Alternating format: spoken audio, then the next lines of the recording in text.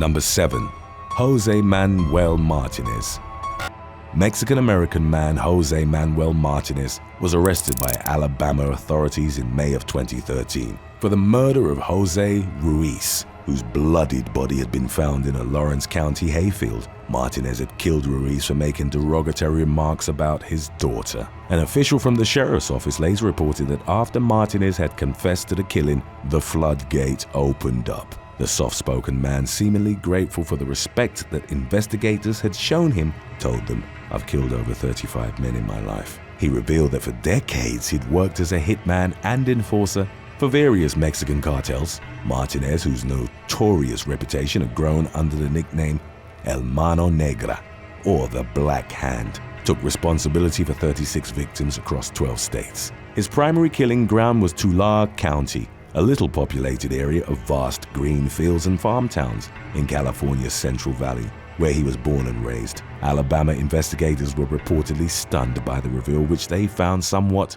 fantastical, but Martinez urged them to ask around. He provided investigators with intimate details of his various crimes, including hand-drawn maps of the body's location, the number and caliber of the bullets he'd fired, as well as the angle and repose of his fallen victims. All of them were men, and most owed money to Martinez's cartel employers, about whom the enforcer refused to reveal any information. Some of the killings, however, had been personal in nature, as they were men whom Martinez felt had wronged him or his family. He maintained that all of his victims had deserved death as, aside from other perceived transgressions, they'd been abusive towards women or children. The Black Hand's modus operandi involved luring his targets to remote areas by setting up fake traffic stops, false business fronts, or hiring various honeypots. He then executed them, often via a gunshot to the head, before disposing of their bodies and returning to his quiet, unassuming life. Martinez had gone undetected for well over 3 decades, a status for which he would have likely kept if not for his confession. Commenting on his ruthlessness and ability as an assassin, Kevin Brewer, a homicide detective in Kern County, California, called him the best I ever heard of in my 35 years of law enforcement. While admitting many more, Martinez ultimately pleaded guilty to 9 murders in California, 2 in Florida, and for Ruiz's in Alabama, which resulted in multiple life sentences. Have you thought about, let me put this to you this way. Have you thought about the possibility that the 3 guys that you killed in retaliation for your sister's murder, have you ever thought of the possibility that it wasn't them? I'm sure they weren't them. I'm sure one of them were them. Because when I was here last and we talked, you never really told me anything that would convince me that it was them. Okay. With all my respect, okay, I don't want to disrespect you or nothing. Right. Like No. Okay. And I hope I'm not disrespecting you either. I'm not trying to.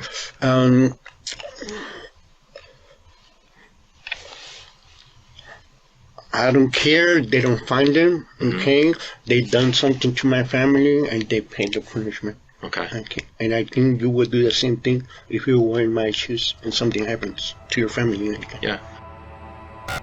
Number 6. Bronson Ellery.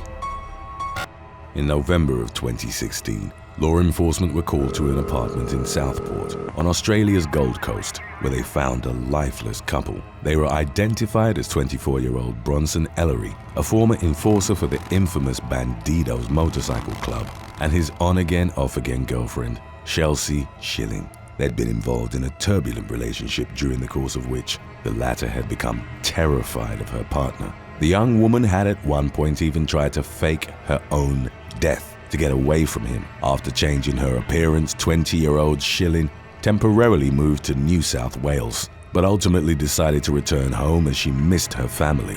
Ellery, known as Lizard Man due to his heavily tattooed appearance, had a documented history of violence, partially reflected by several of his social media photos, which showed him brandishing firearms. In November of 2015, Ellery violated a domestic violence protection order that Schilling had taken out a few months prior and was sentenced to 3 months in jail. After his release, he resumed his relationship with the woman, a decision that those with knowledge of the situation believed had been a bid for survival on her part. Schilling's mother would later recall her daughter saying that it was better for her to be with Ellery for fear that he'd kill her otherwise.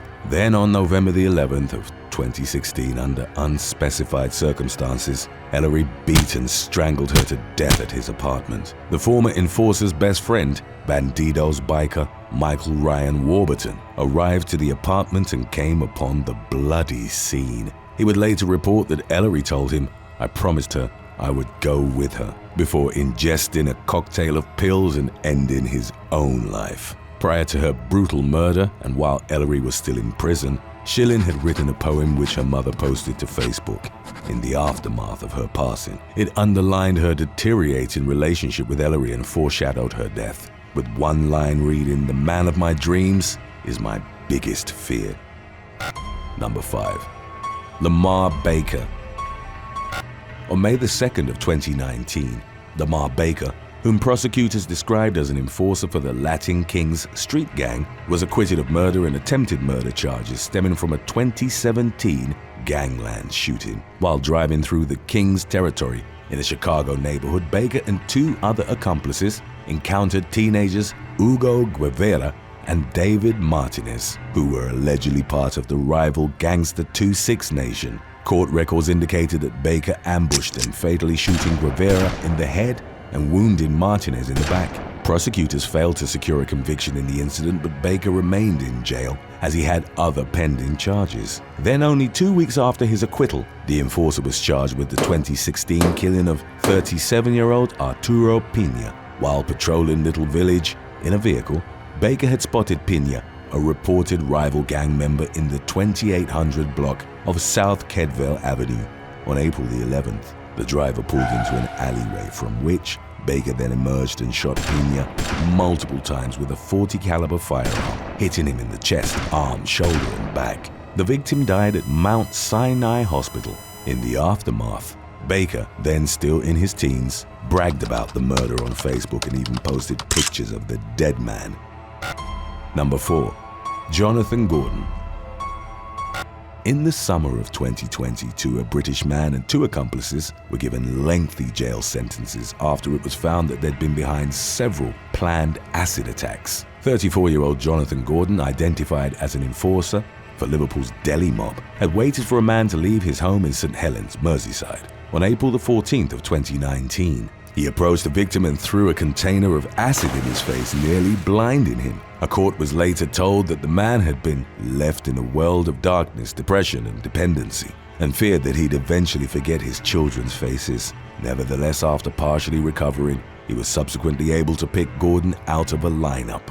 It was revealed that the enforcer and his accomplices, Dylan Johnston and Stephen Wissett, both in their mid-20s, had been using the secret communication system EncroChat to receive orders from an unnamed gang boss that planned several more attacks. One of them targeted a man in Blackpool, whom the boss claimed should be given a good liter on him. It was cancelled as it coincided with the first coronavirus lockdown, and the suspects feared the police would easily spot their stolen car. The trio then drove to Birtles Road, Warrington, on April the 6th of 2020 with the intention of dousing another man in acid. They eventually backed down because there was too much CCTV surveillance in the area. The following day, the suspects were approached by patrolling officers in Liverpool. They managed to flee, but evidence was seized from the car, including Wissett's DNA on a Lucozade bottle and Johnston's DNA on a pair of gloves. By then, the National Crime Agency had launched Operation Venetic, aiming to take down criminal activity on EncroChat. Detectives infiltrating the network found messages indicating that a grenade had been left in the front garden of the Birtles Road house. They contacted the bomb squad to perform a controlled explosion and thwarted the assassination plot. Further communication also indicated that Gordon, labeled an extremely dangerous offender, had been involved in 2 street gunfights in Liverpool in 2020. He was arrested on a plethora of charges, including 3 counts of conspiracy to cause grievous bodily harm, and was jailed for life with a minimum of 24 years and 8 months. Wissett and Johnston were given similar charges and sentenced to 12 years and 6 months and 18 years, respectively. As always, thanks for watching. Be sure to subscribe, and maybe it will be your video that we'll be doing next. Number 3. Tariq Zaheed. Following a dramatic showdown on an Edgecliff street in Sydney, an infamous biker was taken into custody by local law enforcement in late August of 2022. The arrest came only months after 42-year-old Tariq Zaheed, a feared enforcer for the outlaw Comanchero motorcycle club, had been ambushed and nearly killed. In May, he and his younger brother Omar were at the Body Fit gym in Auburn. Gun-toting gangland rifles fired at least 20 times into the establishment's foyer, striking the brothers multiple times. Omar succumbed to his injuries at the scene, but Zaheed miraculously survived after being shot 10 times. He was taken to the hospital in critical condition and rushed into surgery for bullet wounds to his head and body, including one that had gone right through his eyeball. Doctors who'd initially contemplated amputating Zaheed's arm and leg were reportedly stunned by the speed of his recovery, and the enforcer was released 2 months later. Shortly thereafter, he was charged with the murder of 29-year-old Yusuf Assoum. In the early hours of December the 11th of 2014, Assoum was found with a gunshot wound to the thigh and multiple stab wounds to his head on Clarabelle Street in Bankstown. Zaheed was one among several targets of Task Force Erebus, which investigated incidents of gang violence. As law enforcement agents approached his black BMW during the August 2022 high-risk arrest, Zaheed refused to get out. Concerned that he or his male companion were in possession of a weapon, officers fired several incapacitating beanbag rounds into the BMW before dragging Zaheed out and taking him into custody. The Comanchero enforcer had roughly 40 offenses on his record going back to the 1990s, and from his latest arrest, faced charges of first-degree murder and aggravated kidnapping. Number 2. Brandon Darrell Hardison. In the fall of 2021, Tennessee man Brandon Darrell Hardison, an enforcer for the Gangster Disciples street gang, was found guilty by a federal jury of Racketeer-Influenced and Corrupt Organizations Act, or RICO conspiracy. Hardison had been arrested on multiple charges that included causing death with the use of a firearm, murder in the aid of racketeering, and murder of a witness to block communication with the federal authority. The face-tattooed 35-year-old from Nashville was known as Creep, or Creeper the Reaper. He'd risen to the rank of regional chief enforcer within the Disciples following a double homicide on January the 6th of 2012. On that date, he'd gunned down a gang associate over an unpaid drug debt and then executed the victim's girlfriend who witnessed the murder. With his newfound position, he was also appointed to a group of hitmen known as the Blackout Squad. A few months after the double murder, Hardison took part in shooting up the home of a Bloods gang member in Clarksville. He was also connected to the murder of another Bloods affiliate at a nightclub. On November the 3rd of that same year, Hardison was the last of 12 defendants indicted in the Gangster Disciples RICO case and faced life imprisonment for his crimes.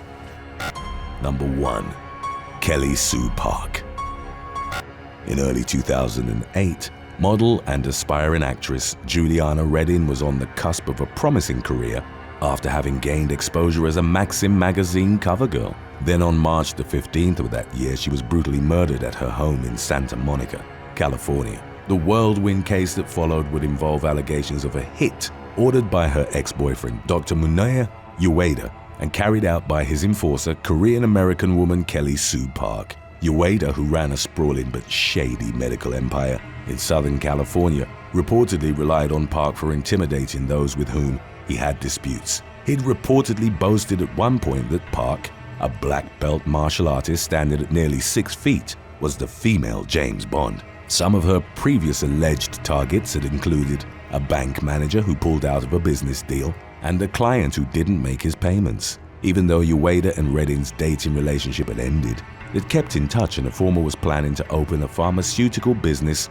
with her father, Greg. The latter was supposed to run a company called Golden State Pharmaceuticals on behalf of Ueda, but eventually backed off after his lawyers found it wasn't properly licensed. 5 days later, his daughter was killed. The perpetrator had entered her residence just before 10 p.m. and what was described as a fight to the death ensued throughout the apartment. Reddin's head was smashed against the floor, and her throat was crushed from manual strangulation. The 21-year-old's DNA was found under her own fingernails, from clawing at her neck as she'd struggled to break free from the killer's grip. The perpetrator had left a gas stove on and lit a large decorative candle in an attempt to blow up the apartment, but it was unsuccessful.